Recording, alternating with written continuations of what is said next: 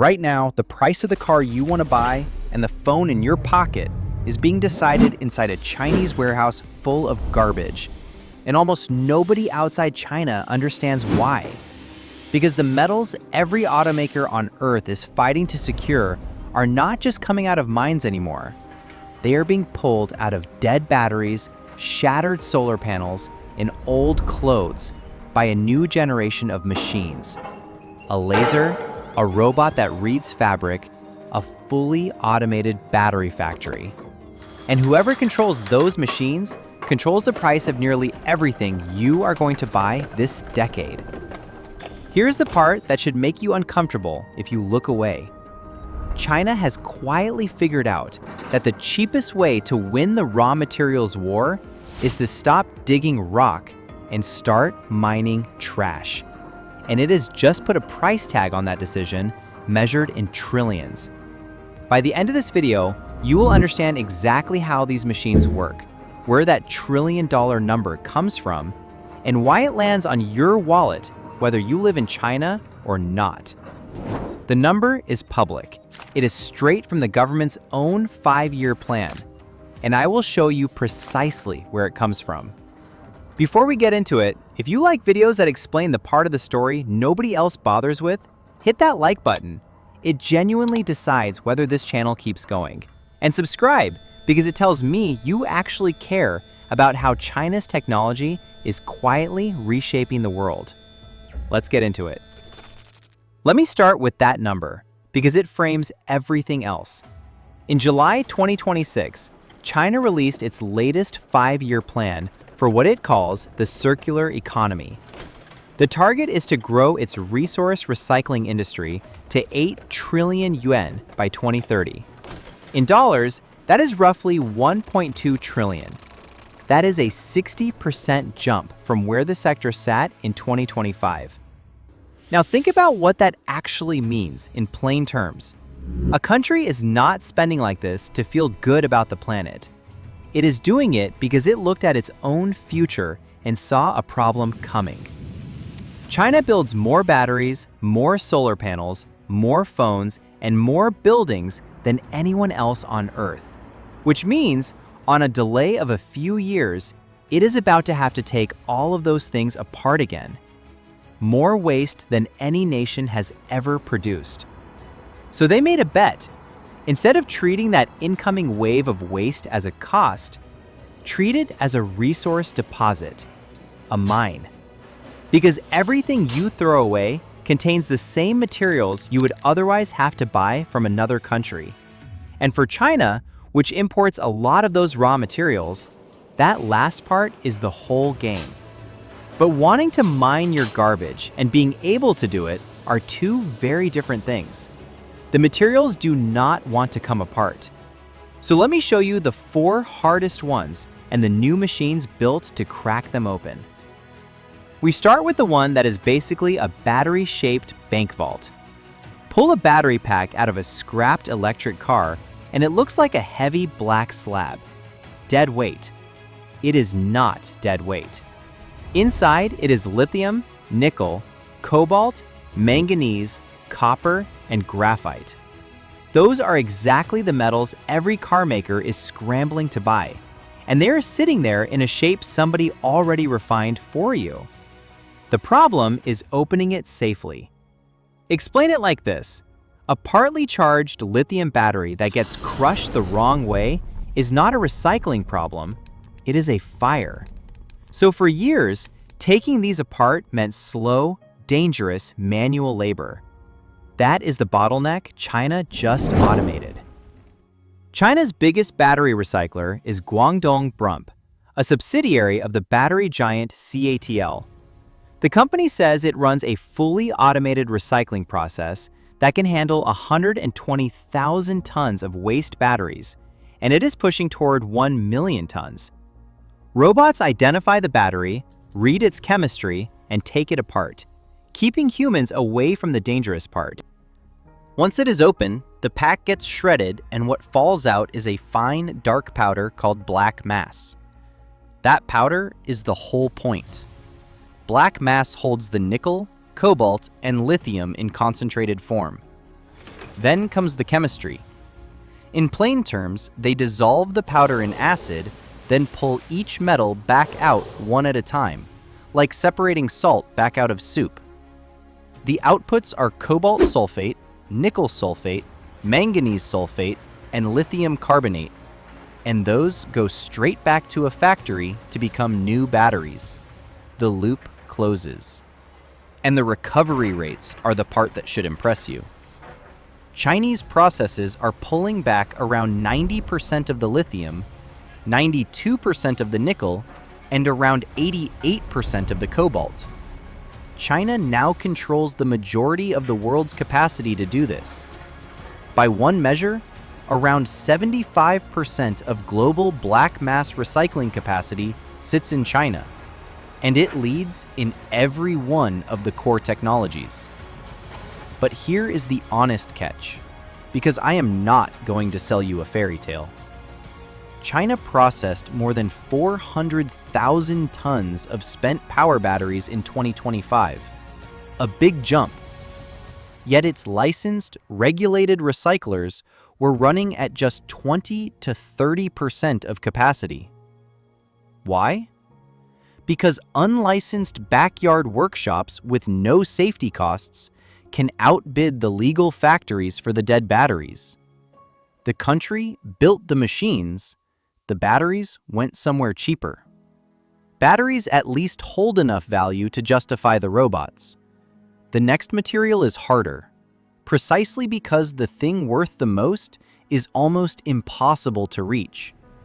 And the tool they are using to reach it is a laser. China installed more solar panels than any country in history. It crossed 1,100 gigawatts of installed capacity, the first nation ever passed that mark. Every one of those panels lasts about 25 to 30 years, which means they are all quietly aging on the same schedule, and a wave of dead panels is coming. China's Photovoltaic Industry Association expects retired panels to hit around 18 gigawatts, roughly 1.4 million tons by 2030, then climb toward 20 million tons by 2040. Now, here is the trick with a solar panel. By weight, it is boring. About 2/3 glass, some aluminum, some silicon, some copper. But the real value is the silver, and the solar industry uses around 14% of the entire world's silver. The trouble is that everything in the panel was laminated together on purpose, engineered so that 30 years of rain, hail, and UV could never get in. So you are trying to undo, on a factory line, at a profit, the exact bond the engineers spent decades perfecting. For years, that meant crushing or burning the whole panel, which is crude and loses the silver. This is where the new technology gets clever. Researchers developed a laser method that recovers the silver without harsh chemicals or cooking the whole panel. As one scientist put it, you do not have to heat the entire glass sheet. You put the energy only where you need it. The laser targets just the silver electrode lines, vaporizes them, and leaves the rest intact. And it gets better. If you fire that laser at the silver underwater, the silver comes back not as bulk metal, but as tiny nanoparticles worth 5 to 10 times more, with uses in medicine. Pair the laser with an AI vision model that spots exactly where the silver lines are, and you can automate the whole thing. This is why, inside China's solar recycling market, mechanical crushing is still the biggest method today. But laser recovery is the fastest growing segment, expected to grow quickest through 2030. The crude method built the industry. The precise method is where it is heading. A solar panel is hard because everything is fused together. The next material is hard for the opposite reason. It shows up as millions of unrelated fragments, and there is more of it than anything else on this entire list. Quick one. If this is changing how you think about the stuff you throw out, hit subscribe. I break down China's technology and what it means for the rest of the world every single week. Now, the biggest waste stream of them all. Forget batteries and solar for a second. By sheer tonnage, this is the biggest waste stream in China, and it is not close. When a building comes down, what is left is concrete, rebar, steel, brick, glass, and a lot of unidentifiable rubble. The process itself is brutally simple compared to lasers and robots. Big, reusable pieces get pulled out. Magnets grab the steel. Everything else goes through crushers, gets sorted by size, and comes out as recycled aggregate that goes into road bases and building blocks. No exotic chemistry, just crushing.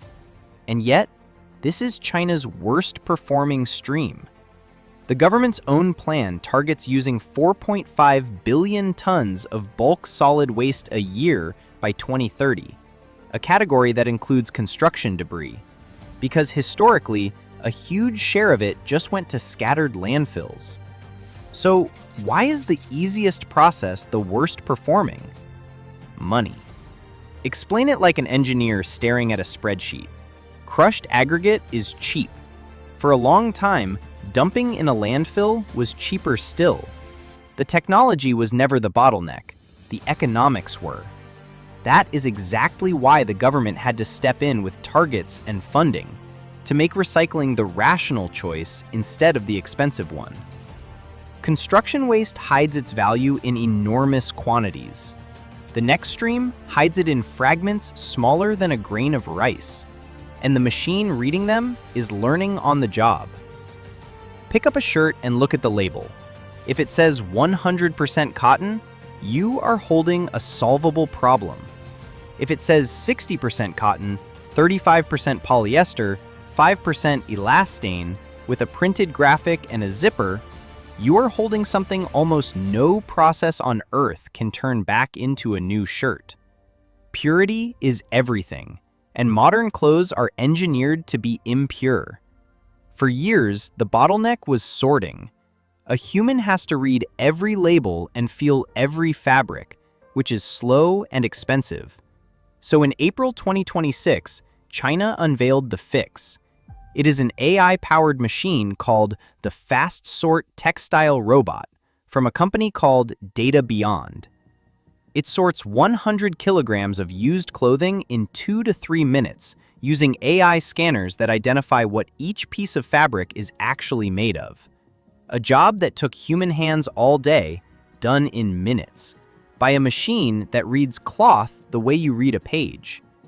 And once it is sorted cleanly, the real technology kicks in. You can chemically crack polyester back into its building blocks and spin brand new fiber from it. Explain it simply. Instead of grinding an old shirt down into weak stuffing, a one-way trip downward, you break the plastic in the fabric back to its raw molecules and build a fresh shirt as good as new. That only works if the input is pure, which is exactly the problem the AI sorter just solved. This same AI sorting wave is spreading across every stream.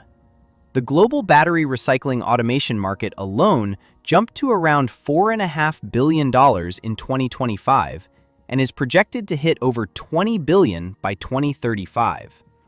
Machines that see, sort, and decide are becoming the backbone of the whole operation. One material left, and this one does not need a laser or a robot at all. The most effective tool China deployed here was not a machine, it was a rule. Food waste is the one everybody underestimates.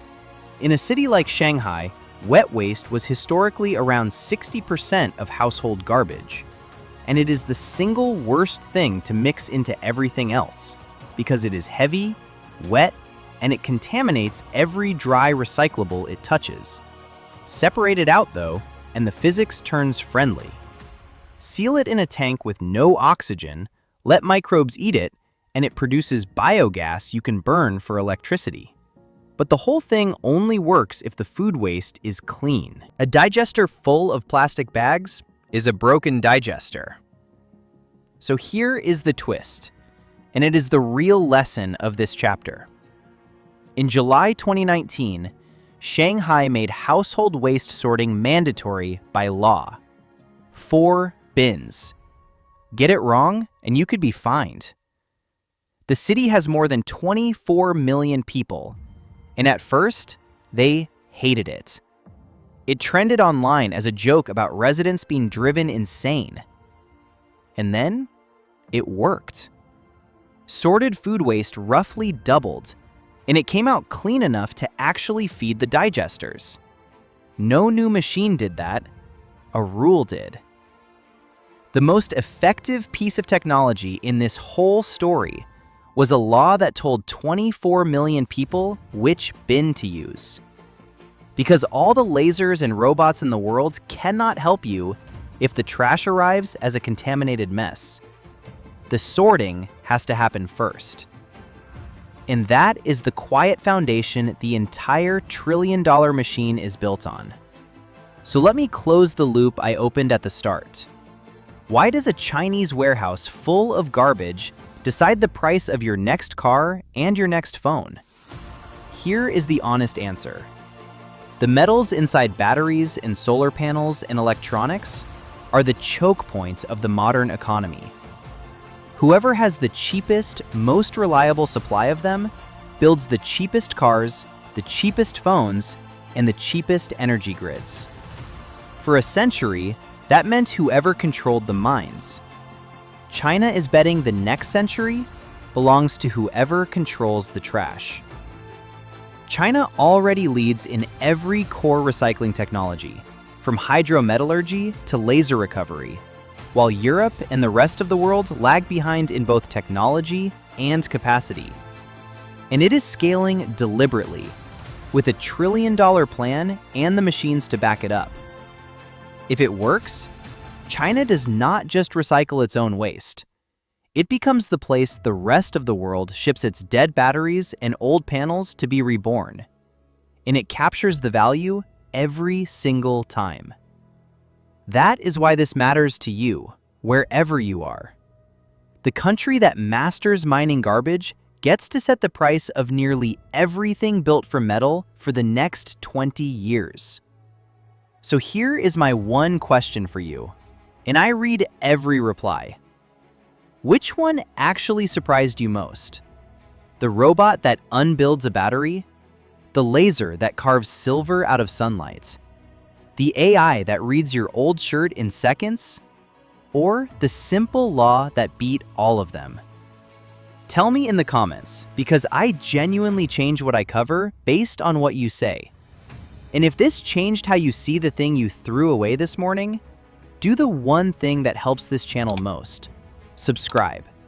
Because the next video follows directly from this one. Everything you just watched is about recovering materials after they are thrown away.